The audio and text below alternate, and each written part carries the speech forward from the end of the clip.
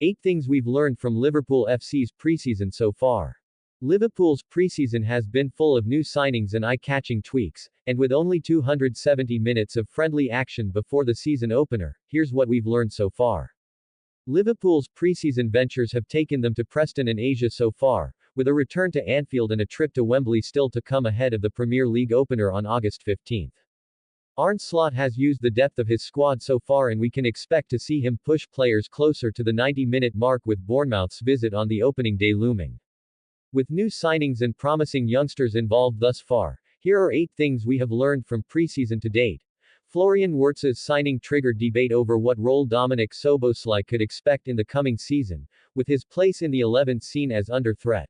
But it can be easy to forget the industrious, dirty work that the Hungarian completes alongside his time on the ball, snuffing out counter-attacks and tirelessly covering the ground.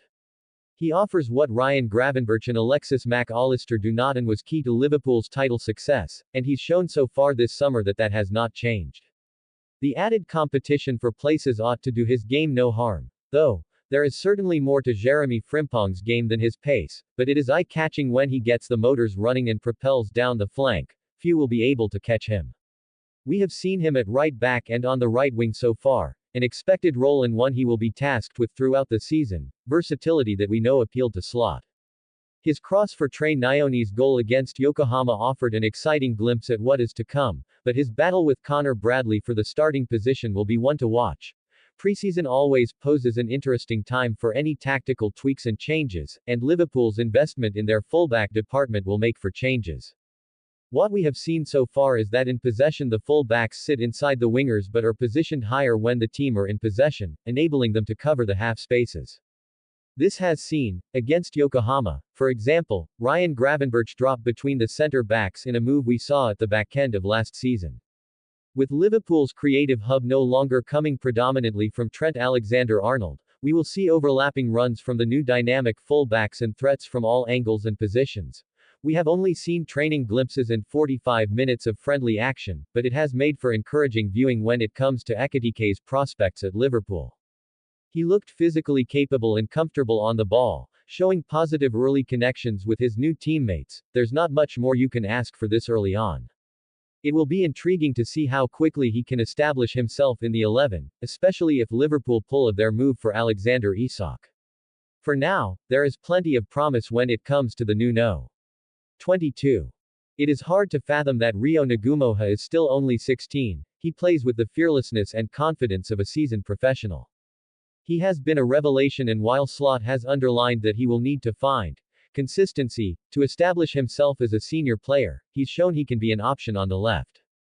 If Luis Diaz is not directly replaced, his pathway into the team appears attainable, and there is no reason why we should not see the teenager relied upon throughout the season.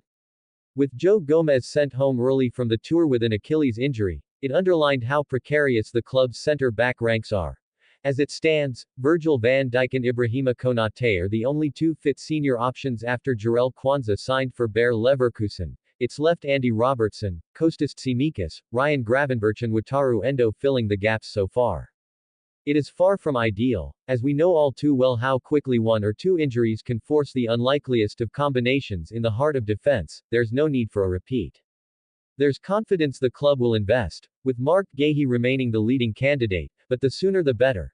You can only read so much into preseason with certain players missing and others in positions they are unlikely to feature in moving forward, but how open Liverpool were on the counterattack was not lost on Slot. We got counter-attacked too much, he said after the defeat in Hong Kong, adding, we were a bit too open once in a while on the counterattack. Milan found plenty of joy once they turned the ball over, exposing Liverpool's high full-backs and showing the Reds were not effectively set up to stop them. There is no doubt this will be worked on in the weeks to come, as Slot will not accept it being that easy for the opposition to get a shot on goal. The £116 million deal left little doubt over how game-changing Wirtz will be for Liverpool, but what we've seen so far suggests the club have landed themselves a diamond. What has shown in his outings so far is how calm he is on the ball, that he rarely seems to feel under pressure, and each move or pass of the ball is delivered with intent and quality. Liverpool's number 7 will be a delight to watch this season, and you sense those around him will only be better served by his presence. My Oxford Years Corey Milcreast debunks AI, reflects on his Bridgerton role and reps Liverpool FC. Today's episode of Debunking AI proves that AI sounds just as confident when it's very wrong as when it's very right, but Corey Milcreast is here to give definitive answers. The young actor, who rose to fame playing the charming but tortured King George III in Queen Charlotte, a Bridgerton story, is currently starring in Netflix's My Oxford Year. Based on Julia Whelan's beloved novel of the same name, My Oxford Year is a coming-of-age movie that follows Anna, Sophia Carson, as she defers a Goldman Sachs job to fulfill her childhood ambition of attending Oxford University. While there, she meets and falls in love with PhD student Jamie Milcreast, who harbors a secret that will change the trajectory of her life.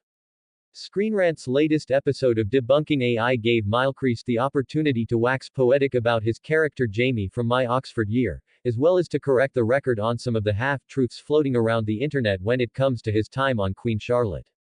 The actor also took the opportunity to emphasize his love of sports, especially of Liverpool FC football.